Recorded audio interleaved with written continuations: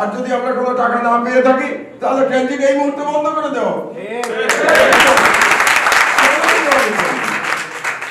Doctor Debapriya দ্বিতীয় গুরুত্বপূর্ণ ব্যক্তি, তিনি ভারতের দালালি করেছেন এবং এই ডক্টর দেবপ্রিয় ভারতকে ট্রানজিটের নামে করিডোর দেওয়ার জন্য দিনের পর দিন 5 তারা সব হোটেলে সেমিনার করেছেন, বিদেশ থেকে টাকা এনেছেন এবং সেমিনার করেছেন ভারতকে যাতে করিডোর দেওয়া হয়। তার বয়ান কি ছিল সেই সময়? বয়ান ছিল বাংলাদেশ ভারতকে করিডোর দিলে সে তার টাকা দিয়ে বাংলাদেশটাকে সিঙ্গাপুর হয়ে যাবে, এত টাকা আমরা রোজগার করবো। আমি এখন এই সরকারের কাছে জানতে চাই, আজকে 3.5 মাস হয়ে গেছে, আরো একদিন আমি এই প্রশ্ন উত্থাপন করেছিলাম, তার জবাব এখন আমি পাই নাই। আমি জানতে চাই এবং আপনাদের দাবি করা উচিত, ভাই আমার জীবন তো পার হয়ে গেছে, কতদিন বাঁচবো আল্লাহ জানেন, আপনাদের সামনে ভবিষ্যৎ পড়ে আছে। আপনাদের জিজ্ঞেস করা উচিত ডক্টর দেবপ্রিয় যে আমরা এ পর্যন্ত ট্রানজিটের বিনিময়ে কত টাকা আয় করেছি।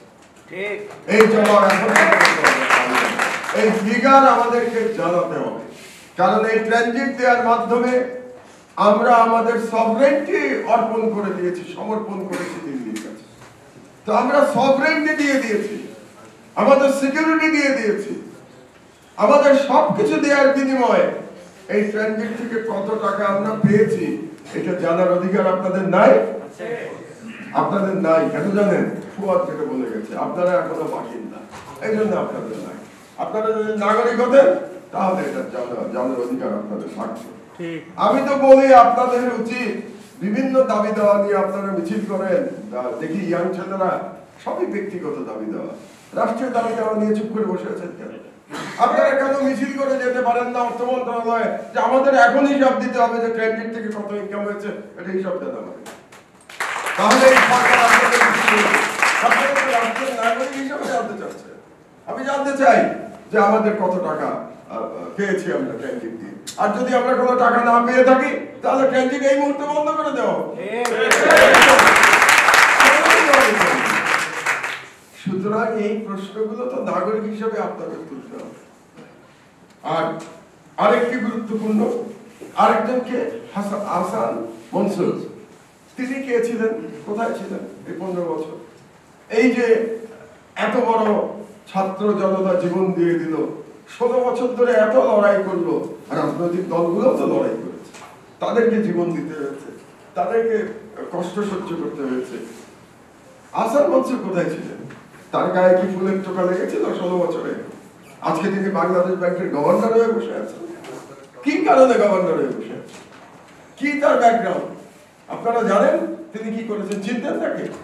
তিনি এনজিও চালাতেন এবং আইএমএফ আর ওয়ার্ল্ড ব্যাংকের টাকায় আয়েশ করতেন। তো আইএমএফ ওয়ার্ল্ড ব্যাংকের টাকায় আয়েশ করা ব্যক্তিরা আজকে এই বিপ্লব পরবর্তী সরকারের হত্যা করতে সেজে বসে আছে। আমি কেন বলছি অর্থনৈতিক কথাটা বেশি করে? কারণ এটা সবচেয়ে গুরুত্বপূর্ণ। আরে ভাই, অর্থনীতি ফেল করলে বিপ্লব ফেল করে যাবে জনগণের কাছে।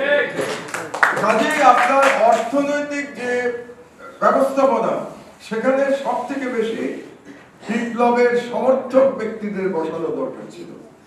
সেখানে একজন ব্যক্তি বসানো হয় নাই যিনি এই বিপ্লবের সাথে বিন্দু মাত্র যার কোনো সংযোগ ছিল।